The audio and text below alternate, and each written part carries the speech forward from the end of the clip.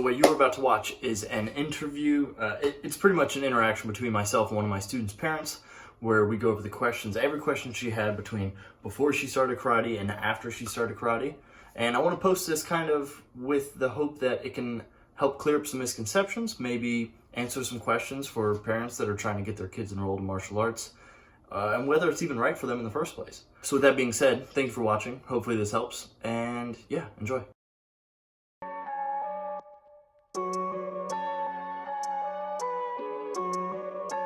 Perfect.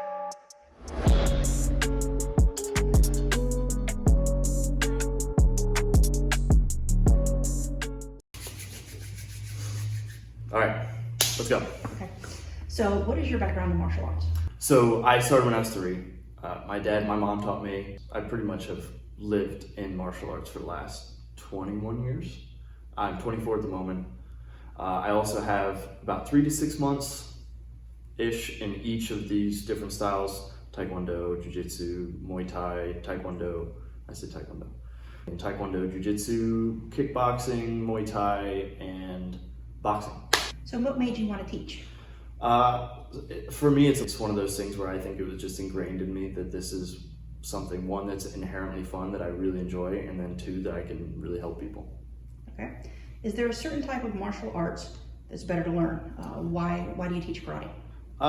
So for me, I believe that if karate is taught correctly, it can be very well-rounded. We go over falls and rolls, we go over how to punch, we go over how to defend ourselves, we go over takedowns, everything like that. But then also it's one of the more traditional styles where you do go over respect and confidence and focus and self-discipline and everything like that. So there's a lot of styles that are unique in their own way. I think this is one of the more all-encompassing styles. What's a good age to start a child in martial arts? I'm taught as young as 3. At 3 years old, it's more of a party rather than a lesson. With that being said, it's still a great way to work on hand-eye skills, motor skills, fine and large. It's a great way to work on yes ma'am, no ma'am, yes sir, no sir. Very vague concepts, and then as you get older, you can get into more detail and everything like that. But I would say probably 5. If you have a good instructor and it's only classes 3-year-olds, then you can do 3. But I would say on average 5. Will martial arts encourage children to be overly aggressive? No. Now, there are plenty of children who are overly aggressive and get into martial arts for the wrong reason. It takes a good instructor to understand that and to work with that and help them understand what is making them so aggressive, whether it's something at home, whether it's something they're having trouble communicating. Most of the time, people who are overly aggressive don't stay that way for long in martial arts because a good teacher can kind of find that. That being said, it also doesn't make you more aggressive. So I don't think I've ever had a kid who came in a sweetie pie and then walked out like an assassin.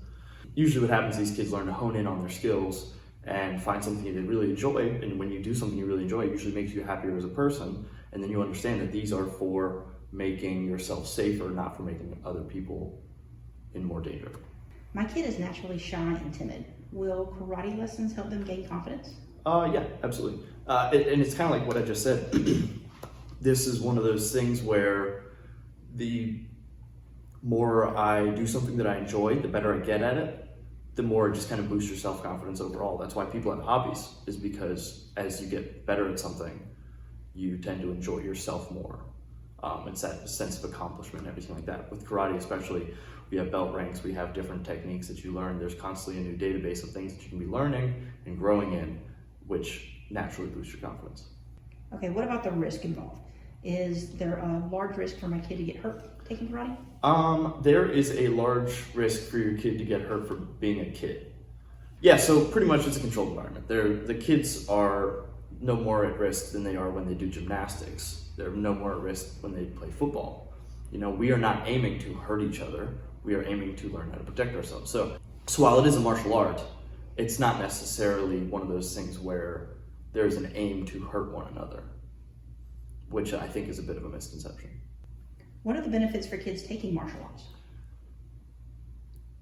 Like we mentioned, it's a great boost for confidence. It is a great way to understand your body, how to move it. I think a lot of people are out of touch with how your body works. In martial arts, you have to move everything.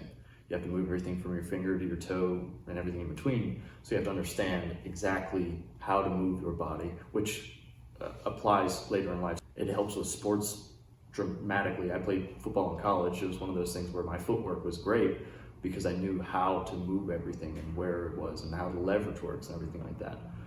And then along with confidence and how your body moves, it's great for respect. You know, it's one of those things, it's always yes sir, no sir, everything like that. And then there's a mutual respect between kids in classes, especially because you're both doing the same thing, you're both trying to get better, but then you're also kind of kicking each other's butts every once in a while. And at the end of it, you're forced to shake hands and say, that was fun, thank you.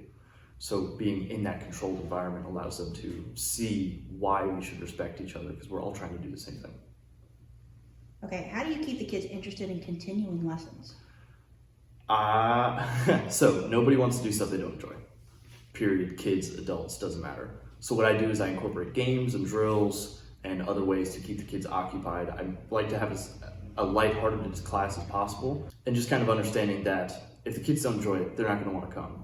And the best way to help the kids get better is to make them enjoy it so they want to come back.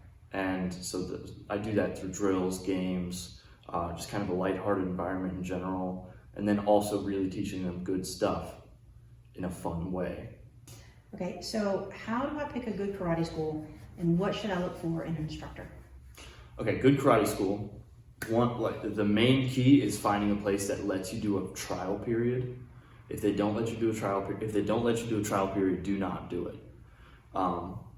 Because if they're going to have you sign up for a 3-year thing right off the bat, it kind of makes me worry about what they're teaching and how confident they are. Personally, one thing to look for is try those, because there's a bunch of different styles out there. There's tons of styles, and a lot of them are very great. So you have to understand, I would let the kid taste and try a couple different styles. If it hurts an instructor's feelings that you tried their class once and then went and tried somebody else, sorry. So when it comes to looking for a good instructor, I think your kid will find a match for you. If you let them try a couple different places, it's just like sports. You know, when a lot of people are kids, they try out a bunch of different sports, and then if they like one, they go with it. Same thing for styles. Okay, so what makes you fit to teach my kid? I wholeheartedly enjoy what I do. I think that kids are way more fun than adults. No, so I've been doing this for a long time. I grew up in this environment. I was raised and taught by a great number of instructors, my parents included, that kind of showed me what it means to be a good instructor. So I get the opportunity to pass that on to hundreds of other kids. And that's why I do it. I don't do it I could be broken and still do this. I do it because I wholeheartedly enjoy teaching these kids.